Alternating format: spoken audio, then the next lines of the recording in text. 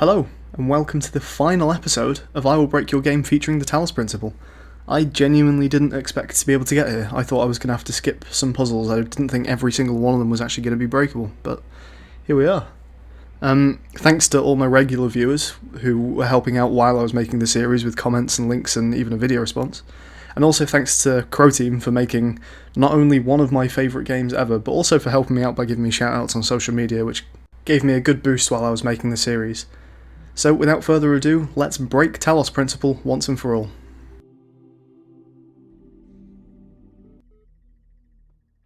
So here we are in C7, the final level of the campaign. We're going to begin by heading into Prison Break. There are two fans here. We're going to grab one of the fans and put it on this button here, so that we can use the blue laser. And we're going to grab the other fan and put it on the other button. If you come around here, there's a splitter that we can use.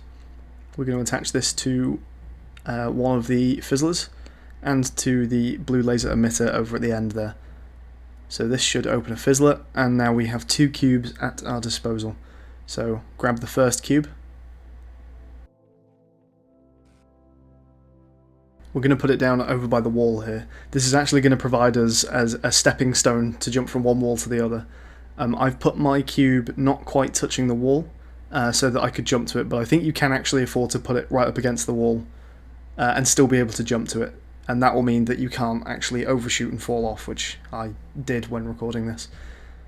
So head back out into the hub of this level, get onto the rocks, and then jump to this wall here. And then this is quite a tricky jump, but just try and jump at the last minute to cover as much distance as possible. Now you can walk all along these walls. Again, the spikes don't actually seem to affect collision at all, because to me these don't look like you should be able to walk on them, but it's pretty much fine. Then jump to your cube stack, and then you can get onto the wall from here. You don't need to take a cube with you. I couldn't remember if I needed it, so I took it just in case, but you can leave it there. Then you want to run along the wall to the right here, and fairly easy, you can just get into the sigil chamber here, and a gate will lower for us. Now we're going to stack our cubes elsewhere, so we're going to move the fan off this button here, and put the stack of cubes on top of that button.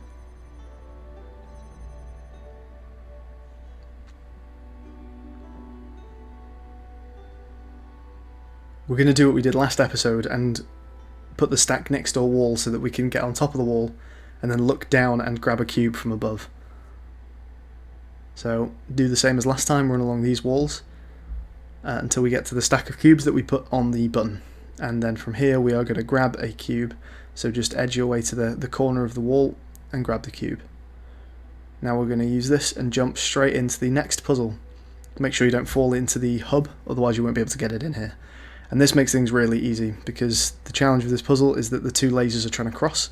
So if you just put a splitter on top of the box, then the lasers won't cross, and it's solved. So that's sigil number 2 done. Next thing, is a gate has just opened over here because we completed the puzzle. So grab the box, go through the newly opened gate, and put the cube on top of those rocks there. Jump on top of the cube and then to the wall. We're going to bring the cube with us. There's going to be a couple of tricky cube placements. So we're going to be putting the cube down twice, and the cube is going to get kind of pushed around and try to get pushed off the architecture. So what we need to do is put the cube down, jump on top of it, jump to the next part of the wall, and then turn around and collect it before it bounces off. That might take a couple of tries to get right. I know it took me plenty of tries to get right. And then we're going to do the same thing there.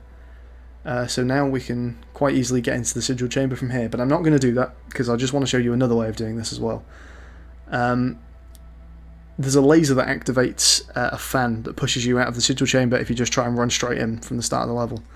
But that laser takes a really long time to activate, so if you run into carrier pigeons and just reset the level and then run straight to the sigil, you can actually get in there before that fan activates and collect the sigil quite easily.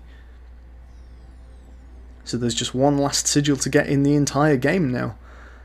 Grab the box from the top of that stack as we did last time. So we're going to begin from here. This time we're going to drop into the hub with the box.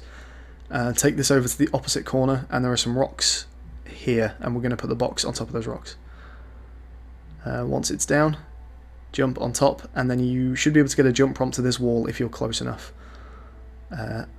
This can be slightly tricky. The jump prompt kind of jumps around a little bit, but When you get it, then head over to this wall, and the sigil chamber is just here. And we're done. And so it is done. And so the series comes to a close. I hope you've enjoyed watching this as much as I enjoyed making it. I had a really good time doing this. If you did enjoy watching the series, then please subscribe and feel free to share it on Facebook, Twitter, Reddit, Google+, Tumblr, 4chan, MySpace, Tinder, Pornhub, your local town hall billboard, or just grab random people in the street and scream "I will break your game" at them. Until next time, I've been Orpheus playing the Talos Principle, and I have broken your game.